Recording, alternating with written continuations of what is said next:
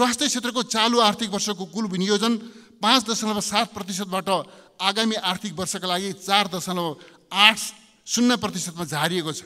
आगामी आम नेपालीको स्वास्थ्य उपचारको ग्यारेन्टी गर्नुपर्ने संविधान प्रदत्त मौलिक हकको कार्यान्वयन गर्ने जिम्मेवारीबाट सरकार विमुख भएको छ। चालु आर्थिक वर्षको तुलनामा आगामी आर्थिक वर्षका लागि प्रस्ताव गरिएको चालु खर्च 97 अर्बले बढी छ।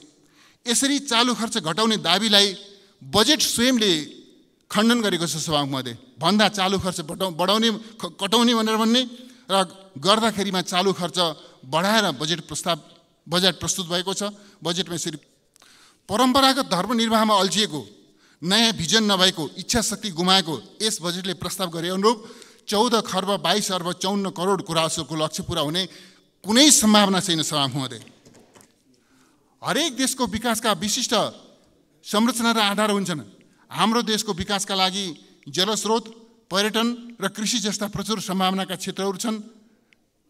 तर यो बजेटले नेपाली विशेषताको विकासको एजेन्डालाई अस्वीकार गरेको छ, त्यसबाट विचलित भएको छ र गाँजा खेतीतिर भौतारिएको छ। सभामुख महोदय, विगतमा प्रधानमन्त्री रोजगार कार्यक्रम, राष्ट्रपति शैक्षिक सुधार कार्यक्रम, राष्ट्रपति महिला सशक्तिकरण कार्यक्रम, तराईका जिल्ला सदरमुकामहरूको शहरीकरण सम्बन्धी कार्यक्रम, औद्योगिक क्षेत्रको पूर्वाधार निर्माण, शैक्षिक प्रमाणपत्र धितो राखेर ऋण दिने कार्यक्रम लगायत कैयौँ कार्यक्रम र आयोजनालाई या त हटाइएको छ, या तिनको क्षमता कटौती गरिएको छ, या विकृत तुल्याइएको छ, या डाउन साइज गरिएको छ। सभामुख महोदय, 2077 भदौमा नेप्से परिसूचक 3200 पुगेको थियो।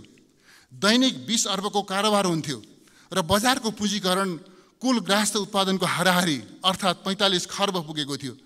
तर अहिले नेप्से परिसूचक 1950 को वरिपरि झरेको छ। गेटा मेडिकल कलेजलाई दशरथ चन्द्र मेडिकल विश्वविद्यालय बनाउने नीति तथा कार्यक्रमको घोषणाबाट बजेट पछि हटेको छ र स्वास्थ्य विज्ञान प्रतिष्ठान बनाउने भनेर उम्किन खोजिएको छ। ठुला सडक, रेलमार्ग, सिंचाइका नदी पथान्तरण आयोजनाहरू, औद्योगिक क्षेत्र, विशेष आर्थिक क्षेत्र तथा औद्योगिक ग्राम लगायतका पूर्वाधारहरूको निर्माणमा थप लगानी वृद्धिको माग भइरहेको छ। तर सरकारले भौतिक पूर्वाधार क्षेत्रको लगानी चालु वर्षको भन्दा पनि घटाएको छ। सभामुख महोदय, आर्थिक मन्दीको अवस्थालाई ढाकछोप गरेर मान्य अर्थमन्त्रीले अर्थतन्त्रमा लागेको डढेलोलाई छोप्ने कोसिस गर्नुभयो। विष्णुप्रसाद पौडेल, समय 34 मिनेट।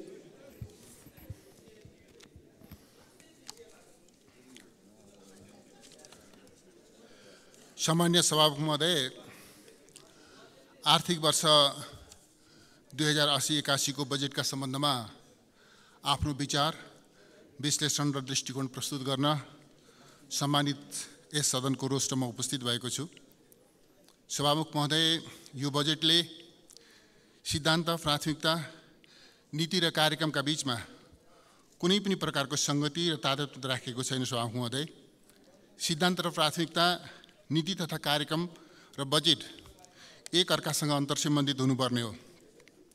तर नीति तथा कार्यक्रम एकातिर, सिद्धान्त र प्राथमिकता अर्कोतिर, बजेट अझै अर्कोतिर फर्केर आएका छन्। सभामुख महोदय, यिनीहरूका बीचमा कुनै सङ्गति छैन, कुनै तादात्म्य छैन। नीति तथा कार्यक्रममा उल्लेख गरिएका कैयौँ कार्यक्रम र योजनाहरूलाई बजेटले व्यवस्था गरेको छ।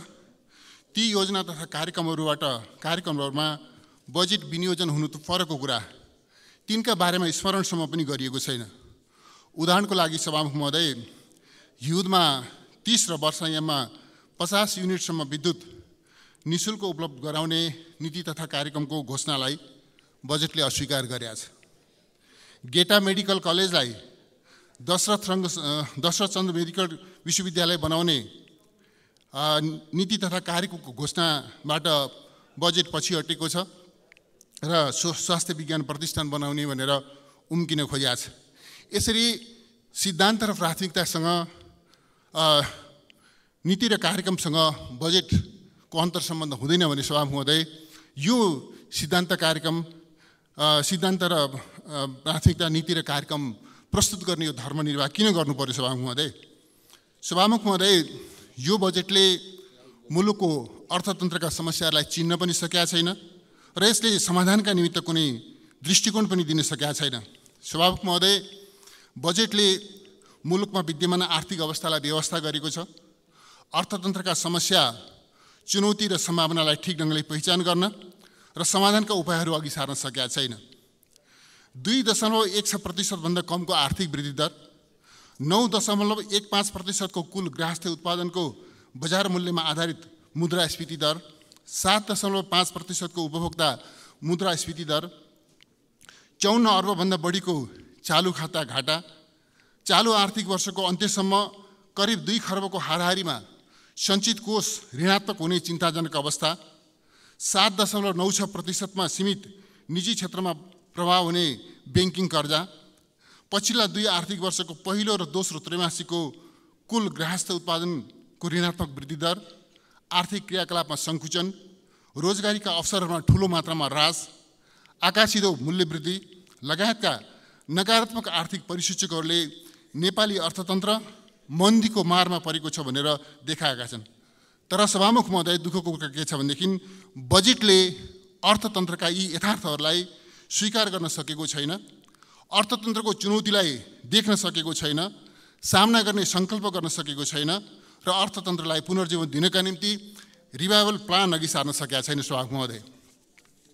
सभामुख महोदय, बजेटले अर्थतन्त्रमा देखा परेको जटिलतम परिस्थिति, समस्या र तिनीहरूका बीचको चिन्ताजनक अवस्थामा रहेको बहुआयामिक अन्तर्सम्बन्धलाई पहिचान गर्न सकेको छैन। आर्थिक मन्दीको अवस्थालाई ढाकछोप गरेर मान्य अर्थमन्त्रीले अर्थतन्त्रमा लागेको डढेलोलाई छोप्ने कोसिस गर्नुभएको छ। त्यति मात्र होइन सभामुख महोदय, प्रस्तुत बजेटले मन्दीको अवस्थामा पुगेको अर्थतन्त्रका समस्यालाई सामान्यीकरण गरेको छ।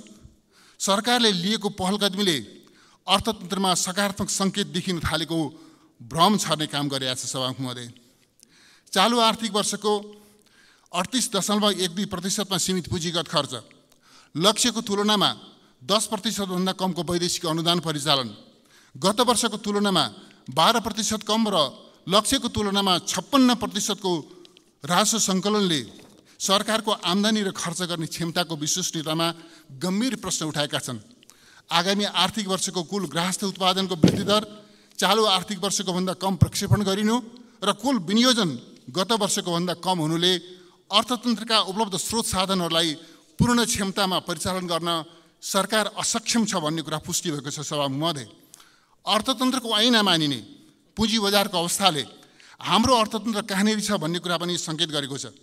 2077 भदौमा नेप्से परिसूचक 3200 पुगेको थियो, दैनिक 20 अर्बको कारोबार हुन्थ्यो र बजारको पुँजीकरण कुल गृहस्थ उत्पादनको हाराहारी अर्थात् 45 खर्ब पुगेको थियो। तर अहिले नेप्से परिसूचक 1950 को वरिपरि झरेको छ, दैनिक कारोबार 2 अर्बको हाराहारीमा झरेको छ र बजार पुँजीकरण 28 खर्बको हाराहारीमा खुम्चिएको छ। तर सभामुख महोदय, दुःखको कुरा के छ भने पुँजी बजारको यस्तो नकारात्मक परिदृश्यको जिम्मेवारी लिने कोही छैन। सभामुख महोदय, कुल गृहस्थ उत्पादनको आकारमा उल्लेखनीय विस्तार गर्ने, आम जनताको उपभोग क्षमता र क्रय शक्ति बढाउने, व्यक्तिगत तथा राष्ट्रिय बचतमा वृद्धि गर्ने, बाह्य क्षेत्र सन्तुलन कायम गर्ने, मूल्य वृद्धि नियन्त्रण गर्ने लगायतका अर्थतन्त्रका प्रमुख क्षेत्रहरूमा स्पष्ट लक्ष्य, उद्देश्य र योजना सहितका कार्यक्रम र त्यसका लागि आवश्यक नीतिगत घोषणा र स्रोतको व्यवस्थापन बजेटमा छैन।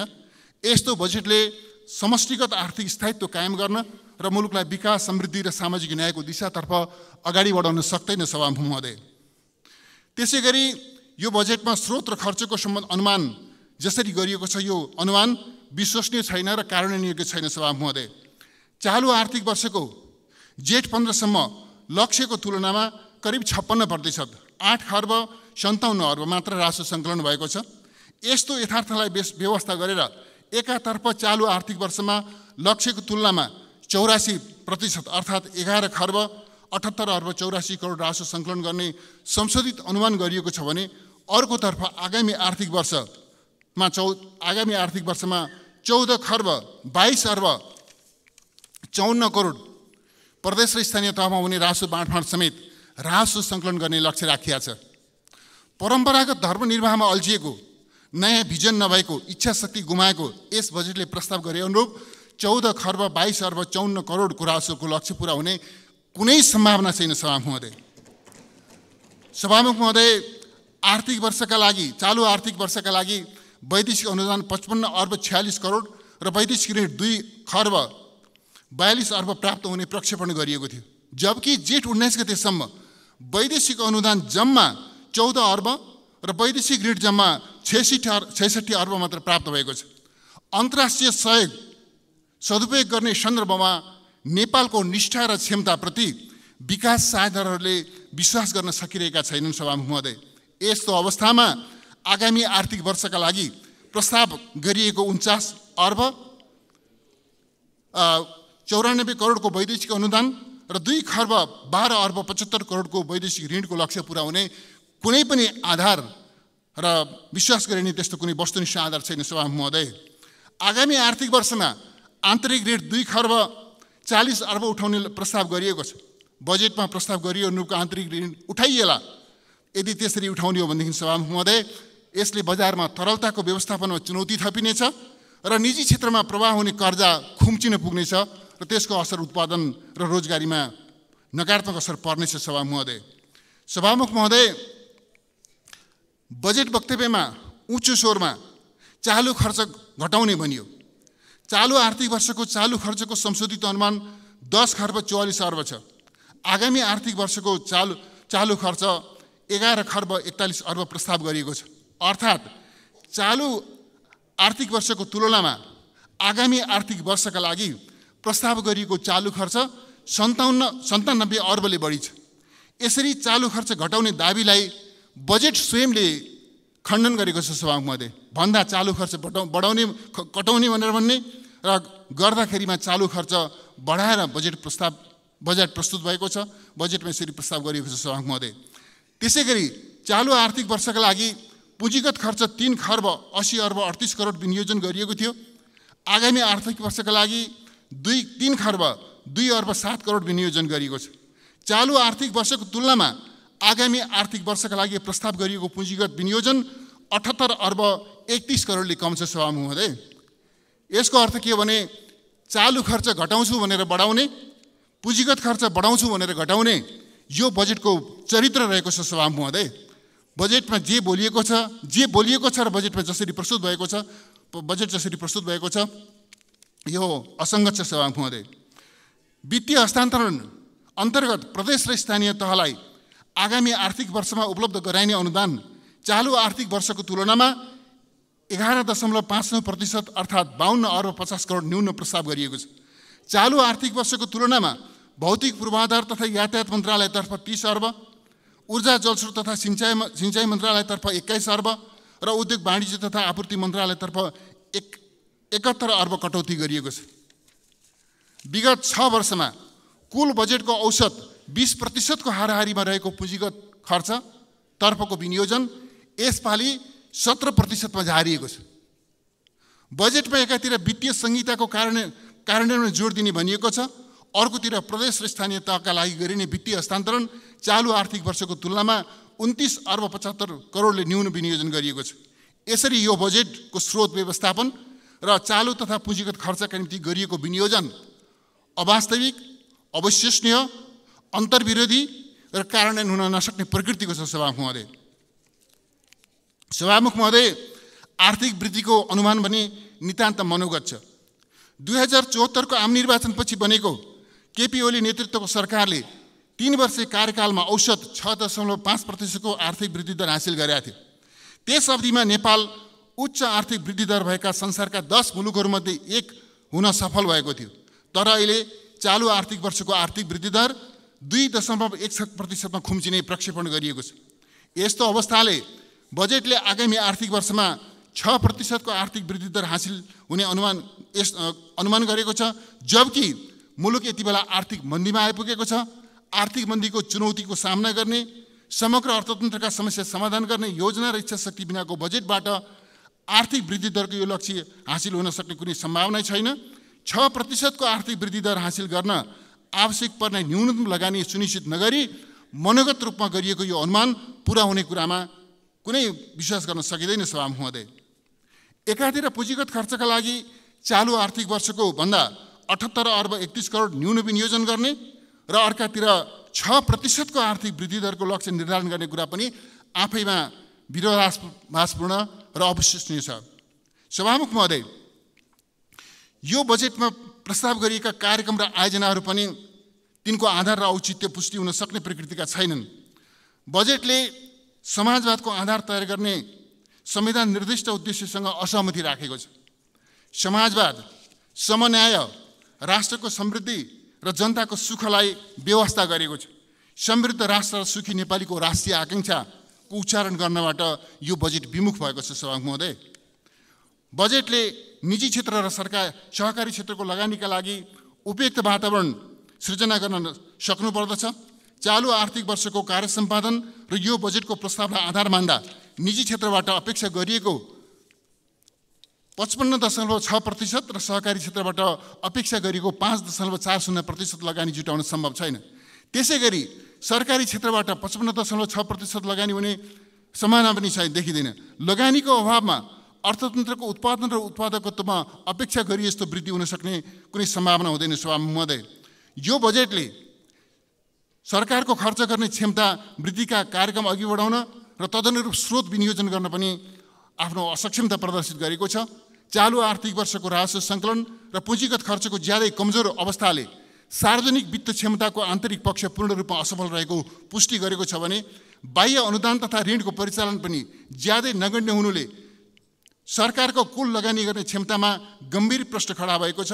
निजी क्षेत्र र सहकारी क्षेत्रमा थप लगानी गर्ने उत्साह सृजना गर्न यो बजेटमा कुनै कार्ययोजना छैन। कुल लगानी बढ्न नसक्नु, कुल उत्पादन बढ्न नसक्नु, कुल मागमा वृद्धि हुन नसक्नु र कुल बचतमा वृद्धि हुन नसक्नु जस्ता परिसूचकहरूले नेपाली अर्थतन्त्र राष्ट्रोन्मुख प्रवृत्तितर्फ जाने निश्चित प्रयास छ। सभामुख महोदय, यो बजेट उत्साहको वातावरण सृजना गर्न भन्दा निराशा छर्न उद्यत छ भन्ने कुरा यसका प्रस्तावहरूले पुष्टि गर्दछन्।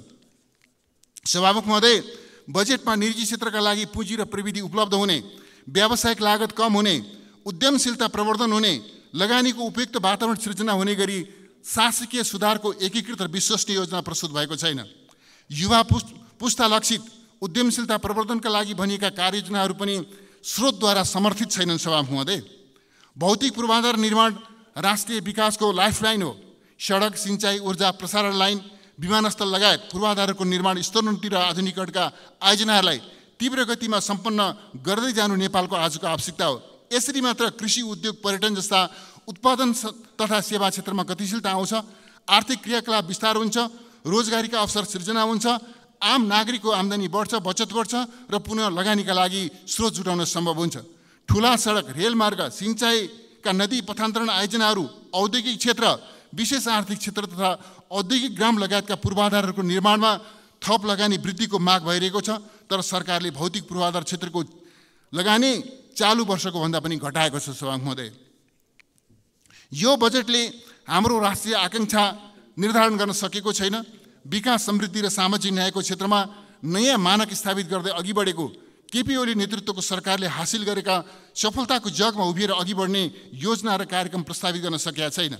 हिजोका उपलब्धिबाट पछाडि फर्किने, हिजोका उद्देश्य, लक्ष्य र लगानीलाई सीमित गर्ने यो बजेटले देश र देशवासीको विकास, समृद्धि र सामाजिक न्यायको मागलाई सम्बोधन गर्न सक्दैन। सभामुख महोदय, बजेटले कृषि क्षेत्रको उत्पादन र उत्पादकत्व वृद्धि गर्ने र कृषि उत्पादनमा आत्मनिर्भर हुने उद्देश्यका साथमा आरम्भ गरिएको प्रधानमन्त्री कृषि आधुनिकीकरण परियोजनालाई करिब निष्क्रिय पार्न खोजेको छ। निरोगी नेपालको राष्ट्रिय स्वास्थ्य नीतिलाई बिर्सिएको छ। स्वास्थ्य क्षेत्रमा आधुनिक पूर्वाधारहरूको विकासका लागि आधारभूत अस्पतालदेखि विशिष्टीकृत सेवा उपलब्ध गराउने विशेषज्ञ अस्पतालहरूको निर्माण र स्तरोन्नतिका आयोजनालाई निष्क्रिय बनाएको छ। स्वास्थ्य क्षेत्रको चालु आर्थिक वर्षको कुल विनियोजन 5.7%बाट आगामी आर्थिक वर्षका लागि 4.80%मा झारिएको छ। आगामी आम नेपालीको स्वास्थ्य उपचारको ग्यारेन्टी गर्नुपर्ने संविधान प्रदत्त मौलिक हकको कार्यान्वयन गर्ने जिम्मेवारीबाट सरकार विमुख भएको छ। सरकारले स्वास्थ्य बिमाको कभरेज बढाउनु त परेको कुरा, अस्पतालहरूलाई उपचार सेवा उपलब्ध गराए बापतको बिमा रकमको स्रोत भर्न समेत नदिएर आर्थिक सङ्कटमा धकेल्ने काम गरिएको छ। सभामुख महोदय, बजेटमा प्राविधिक, व्यावसायिक र जीवन उपयोगी शिक्षाका लागि कुनै थप कार्यक्रमहरू प्रस्ताव भएका छैनन्। सरकारी र निजी विद्यालयहरू बीचको शैक्षिक विभेद समाधान गर्ने कुनै कार्यक्रम आउन सकेको छैन। खानेपानी जस्तो आधारभूत सेवाको क्षेत्रमा समेत चालु आर्थिक वर्षको भन्दा 1.61% बजेट घटाएर सरकार असंवेदनशील छ भन्ने कुरा प्रदर्शित गरिएको छ। स्वास्थ्य, शिक्षा, खानेपानी र सरसफाइका क्षेत्रमा घटाइएको यो लगानीले आम नेपालीको जीवनस्तर र मानव विकास सूचकाङ्कमा गम्भीर नकारात्मक असर पार्नेछ भन्ने यथार्थलाई सरकारले व्यवस्था गरेको छ। बजेटमा कुनै नयाँपन छैन सभामुख महोदय। विगतकै कार्यक्रमहरूको निरन्तरता छ। थप केही छ भने नाराको भिड छ, तर ती नारालाई कार्यान्वयन गर्ने कार्यक्रम र तदनुरूपको विनियोजन छैन सभामुख महोदय। यी कार्यक्रमहरूका साथै कैयन महत्त्वपूर्ण सडक, आधारभूत अस्पताल, बाँकी रहेको भूकम्पपछिको पुनर्निर्माण, विद्यालय भवन, औद्योगिक क्षेत्र तथा औद्योगिक ग्राम, हरेक प्रदेशमा निर्माण गरिने सरकारी समितिका मेडिकल कलेज आदिका लागि न्यून बजेट विनियोजन गरिएको छ। भौतिक पूर्वाधार र शिक्षा, स्वास्थ्य, रोजगारी जस्ता मानवीय विकासका कार्यक्रम तथा योजनाहरूमा गरिएको विनियोजन अत्यन्त न्यून र असन्तुलित छ। विगतमा प्रधानमन्त्री रोजगार कार्यक्रम, राष्ट्रपति शैक्षिक सुधार कार्यक्रम, राष्ट्रपति महिला सशक्तिकरण कार्यक्रम, तराईका जिल्ला सदरमुकामहरूको शहरीकरण सम्बन्धी कार्यक्रम, औद्योगिक क्षेत्रको पूर्वाधार निर्माण, शैक्षिक प्रमाणपत्र धितो राखेर ऋण दिने कार्यक्रम लगायत कैयौँ कार्यक्रम र आयोजनालाई या त हटाइएको छ, या तिनको क्षमता कटौती गरिएको छ, या विकृत तुल्याइएको छ, या डाउन साइज गरिएको छ सभामुख महोदय। यसरी बजेट गेम चेन्जमा होइन सभामुख महोदय, कार्यक्रम र आयोजनाहरूको नेम चेन्ज गर्ने कुरामा उद्धत भएर लागेको छ। सभामुख महोदय, बिना अध्ययनका ओडा र पालिका तहबाट कार्यान्वयन हुनुपर्ने प्रकृतिका साना साना आयोजनाहरूमा पनि बजेट छरिएको छ। बिना अध्ययन साना आयोजनामा बजेट विनियोजन गर्दिन र बजेट छर्दिन भन्ने माननीय अर्थमन्त्रीजीको प्रतिबद्धता स्वयं बजेटले खण्डित गरेको छ। हरेक देशको विकासका विशिष्ट संरचना र आधार हुन्छन्। हाम्रो देशको विकासका लागि जलस्रोत, पर्यटन र कृषि जस्ता प्रचुर सम्भावनाका क्षेत्रहरू छन्। तर यो बजेटले नेपाली विशेषताको विकासको एजेन्डालाई अस्वीकार गरेको छ, त्यसबाट विचलित भएको छ र गाँजा खेतीतिर भौतारिएको छ सभामुख महोदय। व्यवस्थापन क्षमतामा विश्वसनीय सुधार नगरी गाँजा खेतीतिर लाग्ने भने सभामुख महोदय मुलुकलाई त्रासदीपूर्ण विपत्तितिर यसले लतार्नेछ भन्ने म आफ्नो निष्कर्ष यहाँ प्रस्तुत गर्न चाहन्छु सभामुख महोदय। सभामुख महोदय, विगतमा नेपाल आफैले आफ्नो लगानीमा निर्माण गर्ने भनेर अगाडि बढाएको सस्तो लागत र अधिक प्रतिफल दिने फुकोट कर्णाली जलविद्युत आयोजना बिना प्रतिस्पर्धा विदेशी कम्पनीलाई हस्तान्तरण गरिएको छ।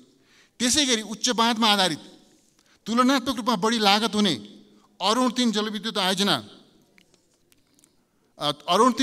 आयोजनाबाट नेपालले 21% विद्युत पाउने सम्झौता गरिएको छ। तर यो आयोजना तल्लो तटीय क्षेत्रमा रहेको रेगुलेटेड पानी पाउने र सस्तो लागतको लोअर अरुणबाट मात्र 21% विद्युत पाउने गरी विदेशी कम्पनीलाई हस्तान्तरण गरिएको छ। अर्थात् अपर अरुणभन्दा यो डाउन स्ट्रिममा यो आयोजना छ, यसले रेगुलेटेड पानी पाउँछ, यो अपर अरुणको तल्लो तटीय क्षेत्रमा छ र यसको लागत कम छ। फेरि पनि यो आयोजनाबाट जम्मा 21% विद्युत पाउने गरिकन यो आयोजना विदेशी कम्पनीलाई हस्तान्तरण गरिएको छ। यसरी नेपालको